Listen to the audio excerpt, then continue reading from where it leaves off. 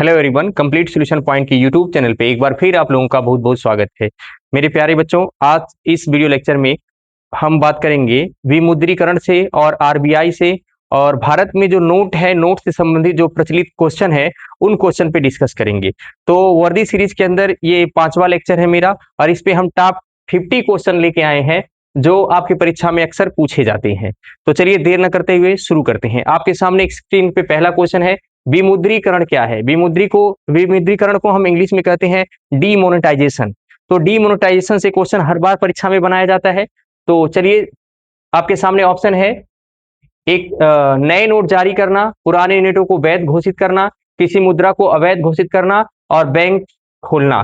तो मेरे प्यारे बच्चों, आपको पता होना चाहिए कि जो डीमोनेटाइजेशन है, जो विमुद्रीकरण है, ये भारत में काले धन को समाप्त करने के लिए, आतंकवाद को जो फंडिंग होता है उस फंडिंग को रोकने के लिए, और जो जाली मुद्रा है उसकी प्रचलन को बंद करने के लिए या उसको खत्म करने के लिए मेरे भाई जो है विमुद्रीकरण किया जाता है। और इसमें क्या होता है, जो तत्कालीन नोट होते हैं उसको बैन किया जाता है। तो सही ऑप्शन मेरे भाई होगा किसी मुद्रा को अवैध घोषित करना। किसी मुद्रा को अवैध घोषित करना विमुद्रीकरण कहलाता है। चलिए, आपके सामने अगला क्वेश्चन है, आपके सामने स्क्रीन पे अगला क्वेश्चन है, विमुद्रीकरण का एक प्रमुख उद्देश्य क्या है।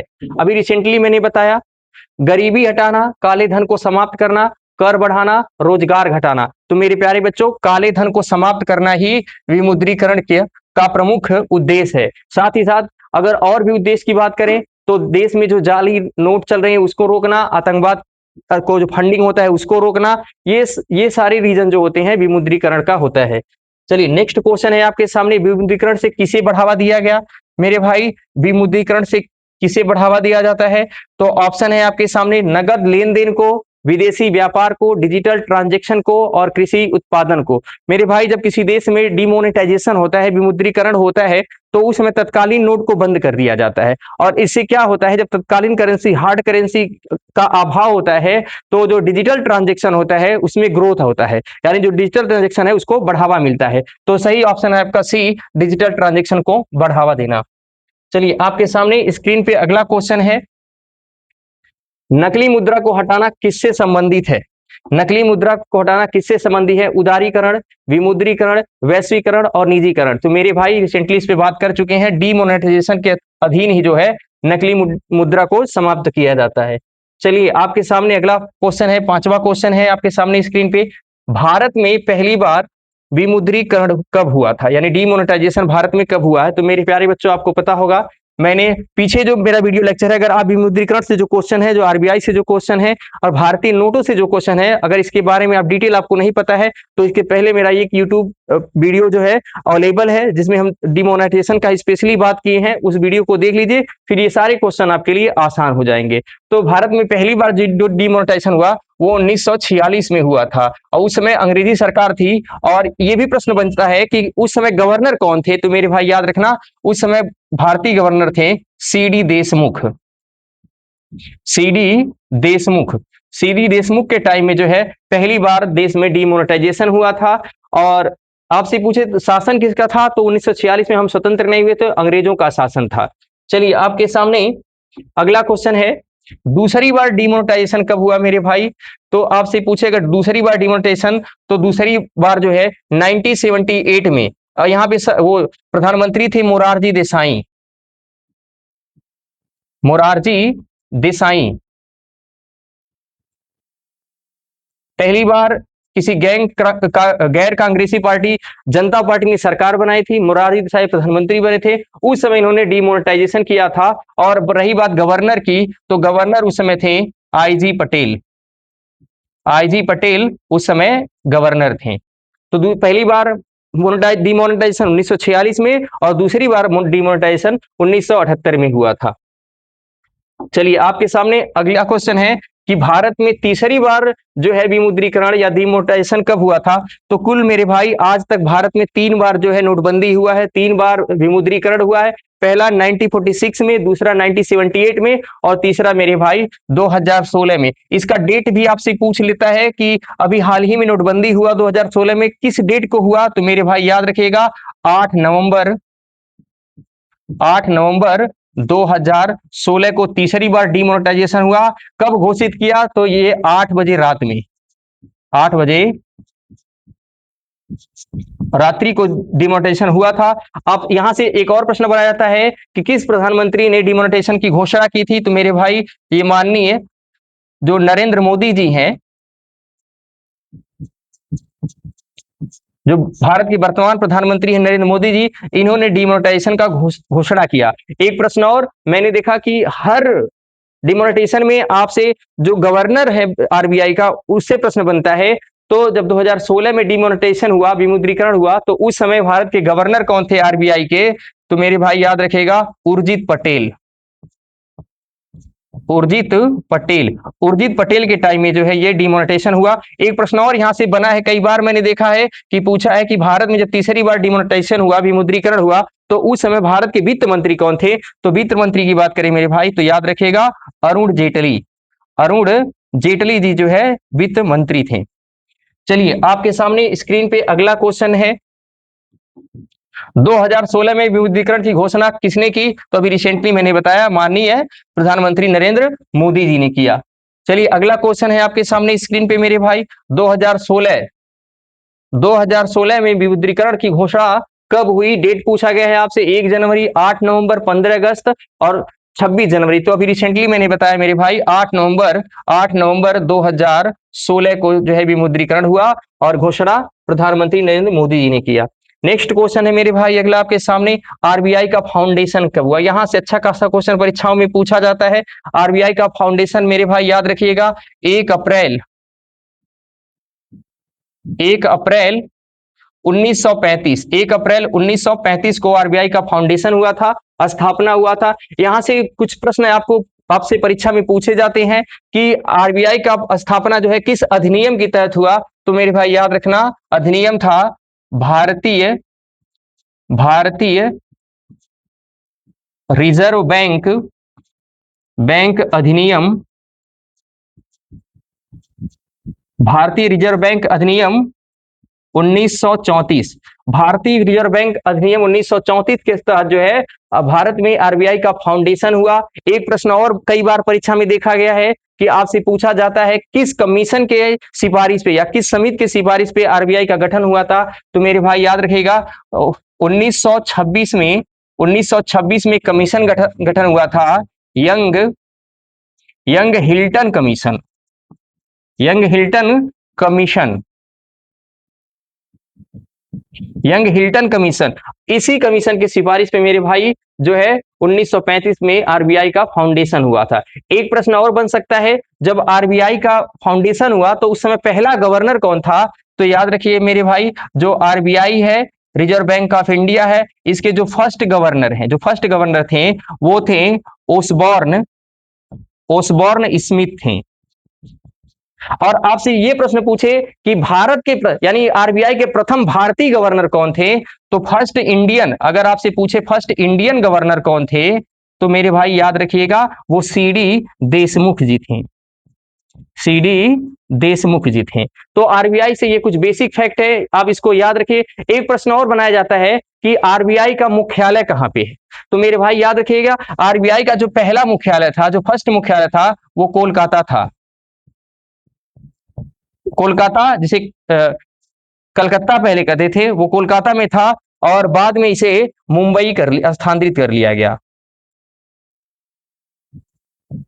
और वर्तमान में पूछे तो वर्तमान में इसका मुख्यालय मुंबई है। एक प्रश्न और आरबीआई से बड़ा फ्लुएंट पूछा जाता है कि आरबीआई का लेखा वर्ष कब शुरू होता है? तो मेरे भाई याद रखिएगा, ये पहले 1 जुलाई 1 जुलाई से लेकर के 30 जून था। पहले 1 जुलाई 30 जून था, लेकिन अब 2021 से आपका 1 अप्रैल 1 अप्रैल से लेकर के 31 मार्च 1 अप्रैल से लेकर के 31 मार्च को जो है 31 मार्च का जो टाइम है वो इसका लेखा वर्ष है, इसका वित्तीय लेखा वर्ष है। एक प्रश्न और आपसे बनाया जाता है कि बैंकों का बैंकर किसे कहा जाता है या बैंकों का बैंक किसे कहा जाता है? तो मेरे भाई याद रखना, आरबीआई को ही बैंकों का बैंक कहा जाता है। एक प्रश्न और आपसे फ्लुएंट पूछा जाता है कि बैंक जो है, आरबीआई जो है बैंकों को कर्जा देता है, तो जिस दर पे कर्जा देता है उस दर को क्या कहते हैं, और बैंक से रिटर्न में कर्जा जब लेता है, पैसा वापस लेता है, तो उस दर को क्या कहते हैं, आप कमेंट के माध्यम से बताएंगे। चलिए देर न करते हुए अगले क्वेश्चन पे बढ़ते हैं, क्योंकि अभी हमें 50 क्वेश्चन करवाना है, तो थोड़ा जल्दी जल्दी में स्पीड बढ़ाएंगे हम। यहां पे देखिए, आरबीआई का राष्ट्रीयकरण कब हुआ, तो मेरे भाई याद रखना, राष्ट्रीयकरण की अगर बात करें तो 1 जनवरी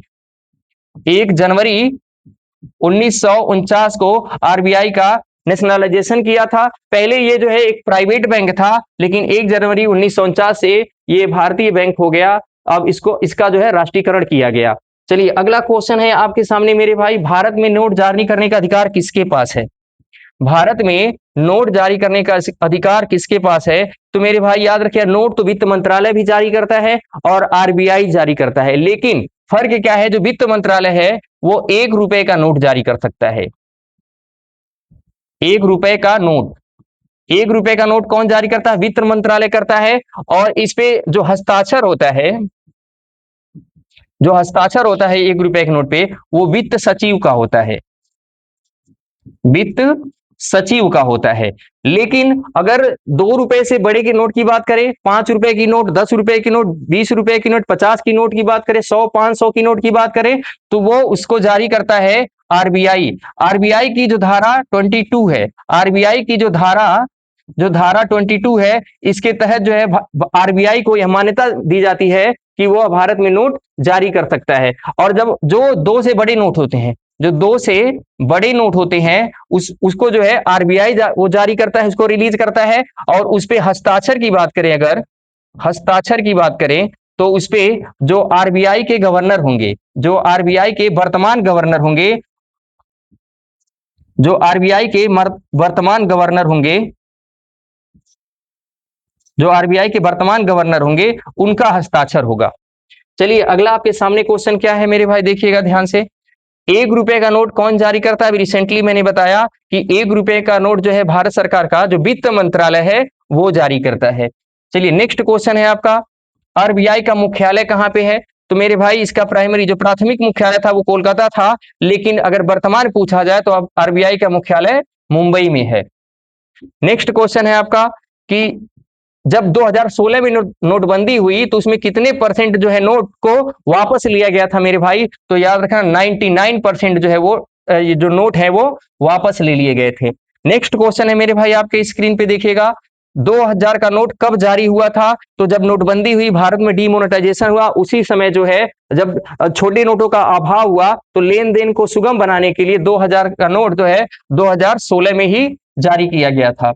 अगला क्वेश्चन है आपका मेरे भाई, 2000 नोट वापस लेने की घोषणा कब हुई? आप देख रहे थे जब 2016 में बहुत रेड कलर की नोट जो है 2000 को मिलती थी, लेकिन अब जो है देखने को नहीं मिलती, क्योंकि उसको भारत सरकार ने वापस ले लिया है। तो मेरे भाई याद रखना, 2023 में भारत सरकार ने क्लीन नोट पॉलिसी के तहत जो है 2000 नोट को वापस ले लिया।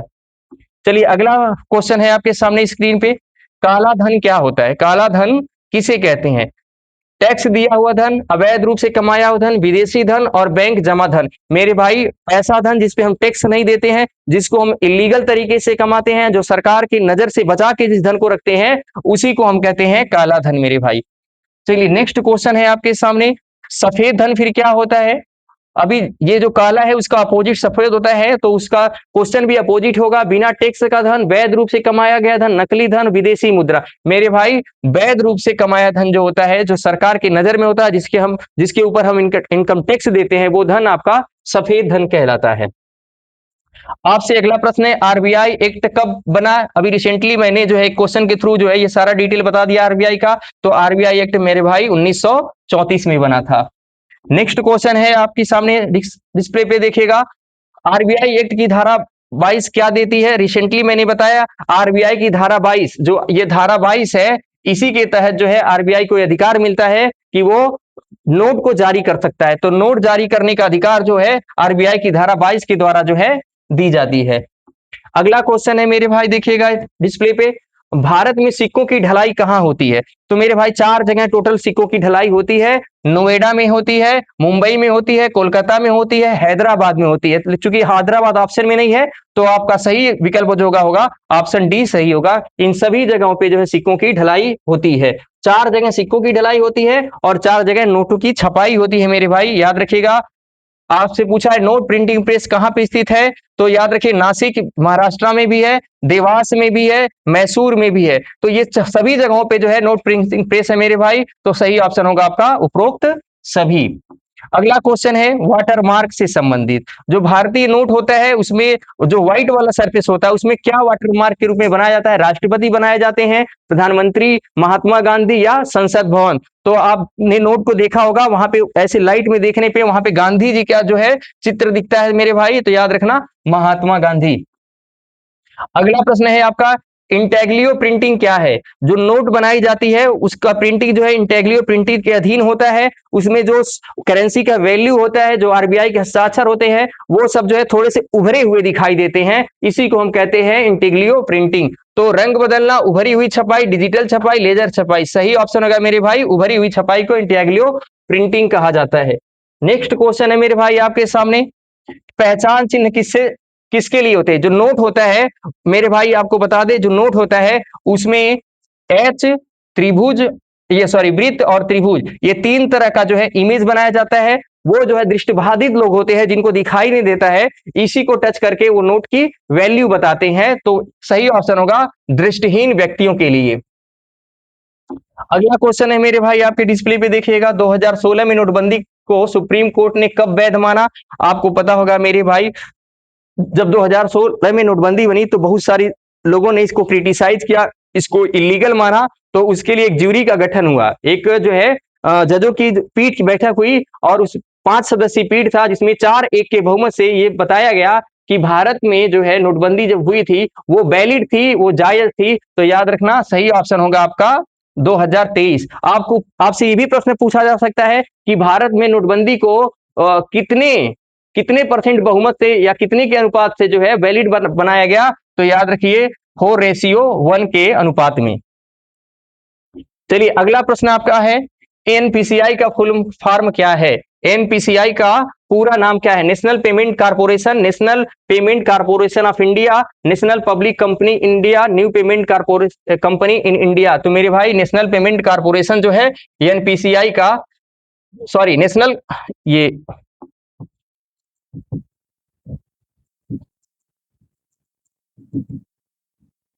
सही ऑप्शन होगा national payment corporation of India, NPCI का फुल फॉर्म है।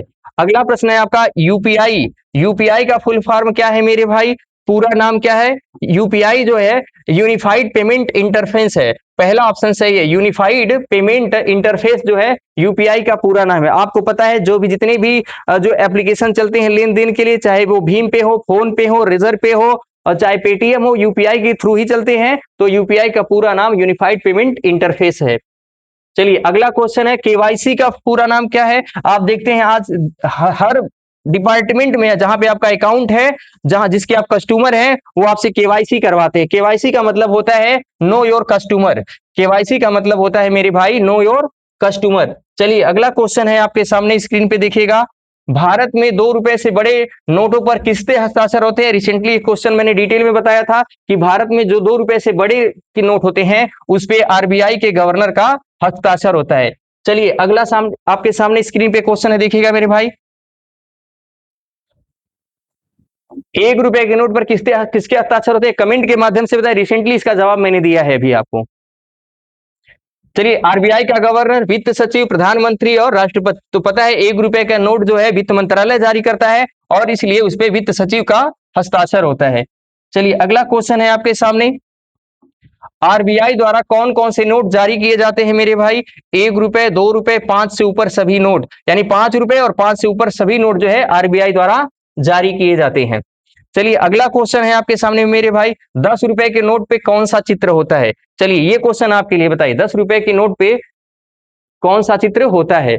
एलोरा की गुफा, कोणार्क का सूर्य मंदिर, लाल किला और सांची का स्तूप। जल्दी से कमेंट के माध्यम से आप बताइए। सही ऑप्शन है आपका मेरे भाई कोणार्क का सूर्य मंदिर। आपसे ये प्रश्न बनाया जाता है कि कोणार्क का सूर्य मंदिर किसने बनवाया था? तो मेरे भाई याद रखिएगा गंग वंश के शासक, गंग वंश के शासक नरसिंह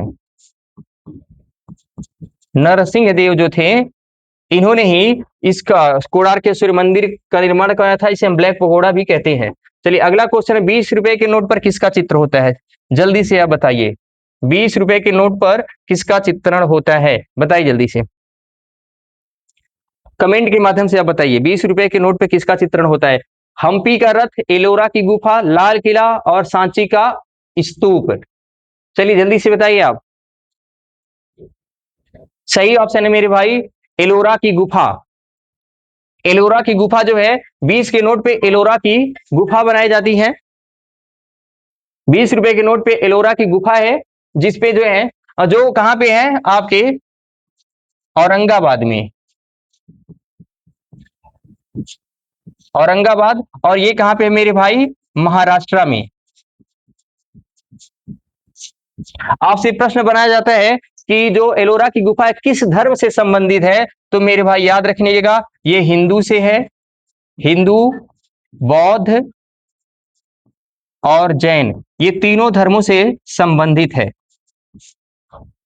चलिए अगला क्वेश्चन है मेरे भाई आपसे, जो 50 रुपए का नोट होता है उस पे कौन सा चित्र होता है? जल्दी बताइए आप कमेंट के माध्यम से, 50 रुपए के नोट पे किसका चित्र होता है? कमेंट के माध्यम से बताइए जल्दी।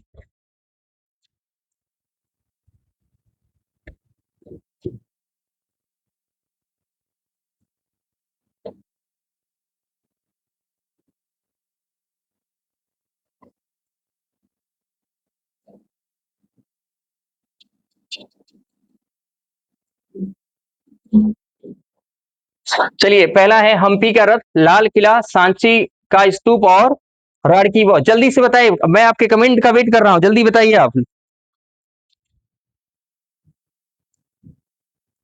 बिल्कुल सही जवाब, पहला ऑप्शन सही है, हम्पी का रथ। हम्पी का रथ, पहला ऑप्शन क्या है? हम्पी का रथ। जो 50 रुपए का नोट होता है उस पे हम्पी का रथ होता है मेरे भाई, याद रखिएगा। और ये कहां पे है? कर्नाटक में है। कहां पे है? कर्नाटक में है। कौन बनवाया था, ये भी प्रश्न आपसे बना लिया जाता है कि कौन, आप कमेंट के माध्यम से बताइए, हम्पी जो है उसको कौन बनवाया था? तो याद रखिएगा मेरे भाई, हम्पी का जो रथ है इसका निर्माण करवाए थे कृष्णदेव राय।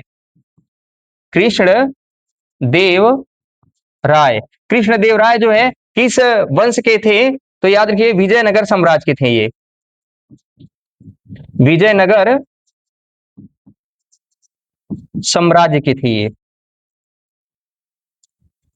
चलिए अगला क्वेश्चन है आपके, 100 रुपए का जो नोट होता है इस पे कौन सा चित्र होता है मेरे भाई? आप बताइए, 100 रुपए के नोट पे कौन सा चित्र होता है? कमेंट के माध्यम से जल्दी से बताइए, 100 रुपए के नोट पे कौन सा चित्र होगा?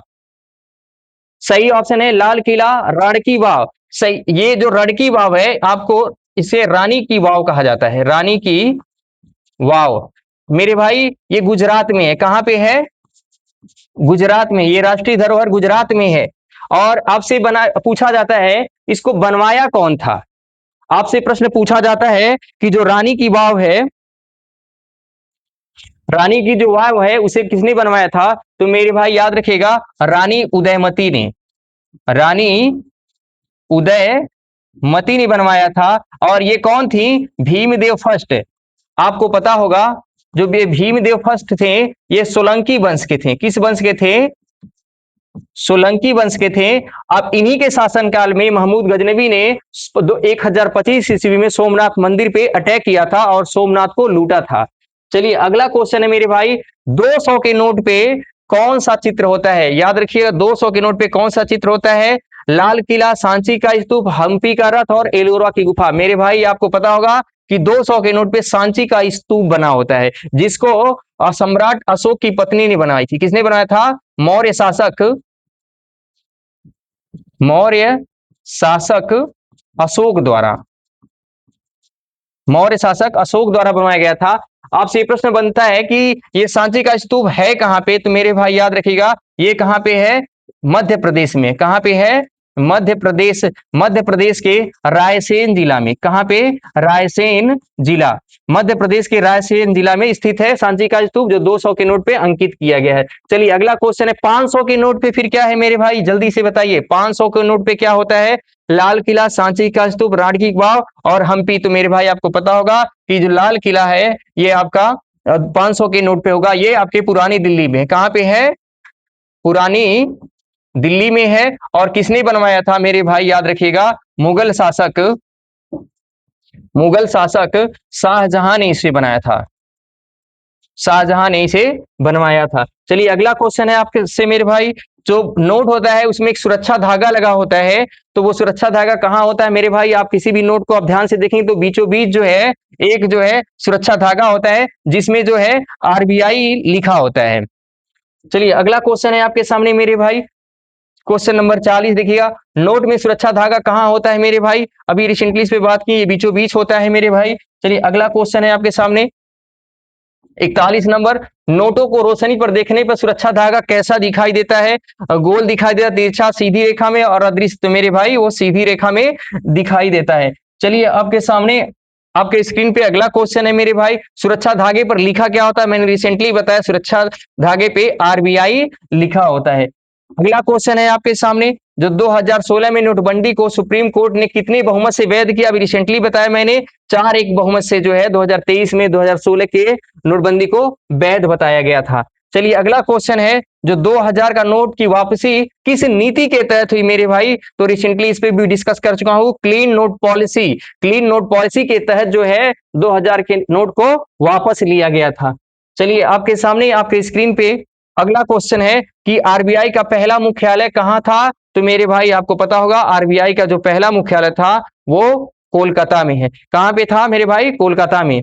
चलिए अगला क्वेश्चन क्या है आपके सामने, आरबीआई का वर्तमान मुख्यालय कहां पे है? तो रिसेंटली इस पे हम डिस्कस कर चुके हैं, जो आरबीआई का वर्तमान मुख्यालय मेरे भाई वो मुंबई में है। चलिए अब हम समाप्ति की ओर चलते हैं। आपका 48वां क्वेश्चन है, आरबीआई का लेखा वर्ष कब से कब तक होता है? तो इस पे भी हम बात कर चुके हैं मेरे भाई, जो आरबीआई का लेखा वर्ष है वर्तमान में वो अप्रैल से मार्च के बीच होता है। जो आरबीआई का लेखा वर्ष है मेरे भाई वो अप्रैल से मार्च तक होता है।